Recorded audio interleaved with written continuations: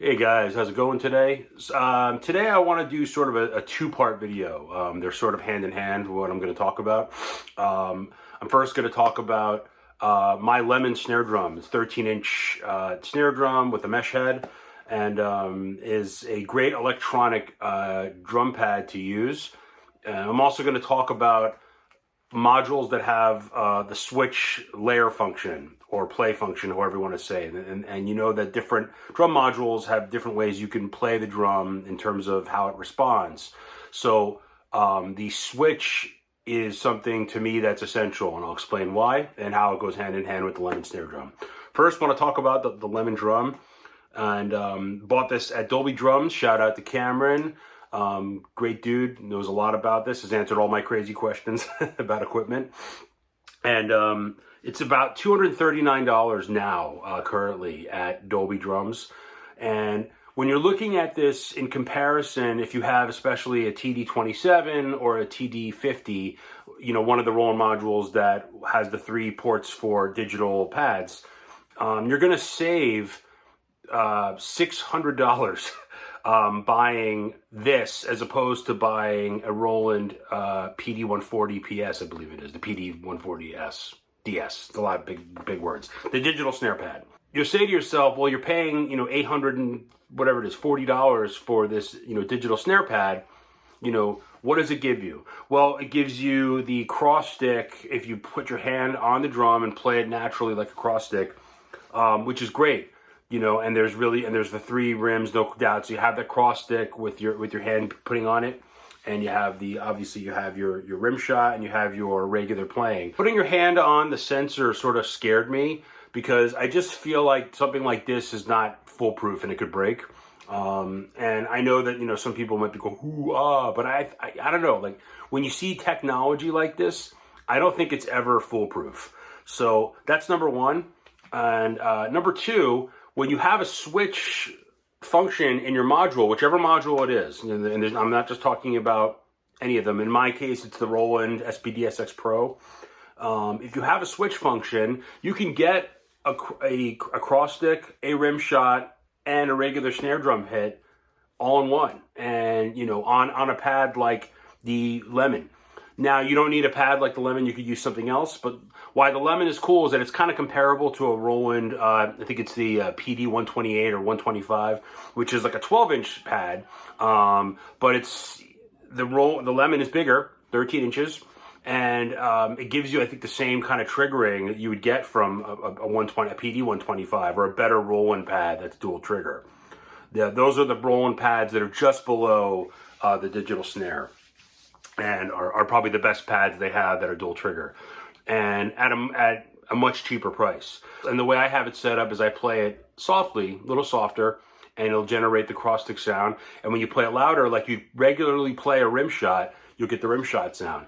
Now, it's not 100% perfect, okay? There's going to be times where you'll hit the rim shot too loud, and you'll hit the cross stick too loud, and it's going to sound as a rim shot, and vice versa. You're going to hit you're going to hit a rim shot, softer, and it's going to sound as a cross stick, and you want the rim shot sound. So those things are going to happen. However, I still think that's better than depending on the digital pad with it. I don't think anything is foolproof, and for that matter, for somebody like me, I would rather save the $600 and just get a good snare drum pad that looks cool, that feels great, which is exactly what the Lemon is. Additionally, raise your cross stick volume really, really high. So when you're putting this into the pad and you're inputting it, okay, you can input 2 different sounds because of the way the way it falls with being a dual trigger pad and being a switch. So when it's on a switch, you're actually getting 2 different sounds. Set that cross stick volume really high. So even though you're hitting it softer, you're going to get a big sound out of it, okay?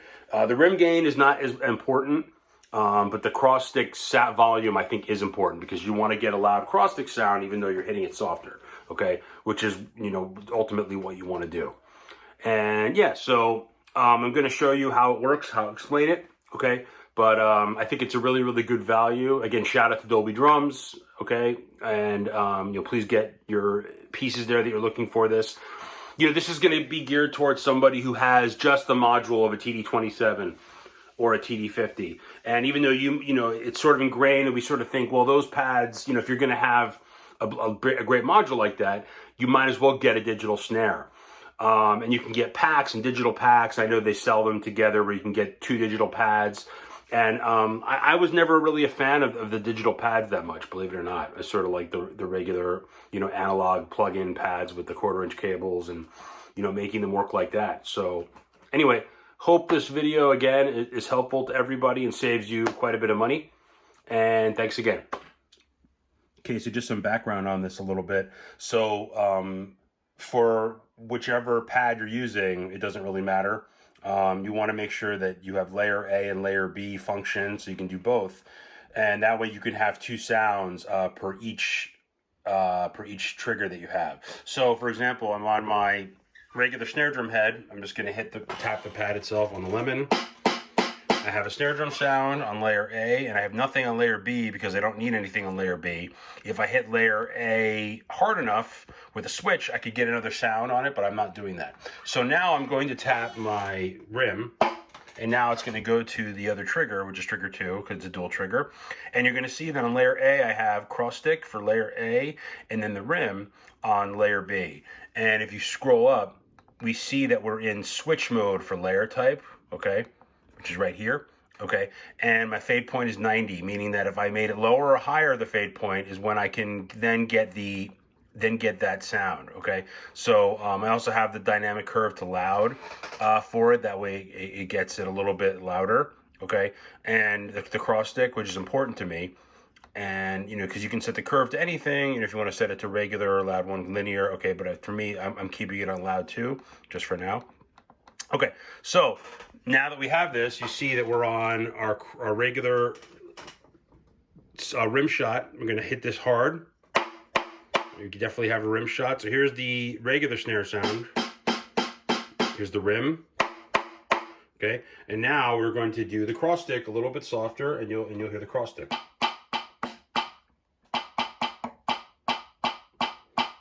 So he's got to play it a little bit softer. If you play it too loud, it will generate a rim shot. But you can see how pretty loud, you know. Okay. Yeah. So it's a great system to have. You know, to have the switch between the 2 layers. That way you can generate something like that. And it's really worth it to get a module or a brain that has the switch function. So make sure you're doing your research. Make sure you're looking at the settings in the manuals, okay? That way you see that, because if you're somebody that wants to save a little bit of money and still get the most out of their electronic drums, that's a feature that's really going to be helpful to you.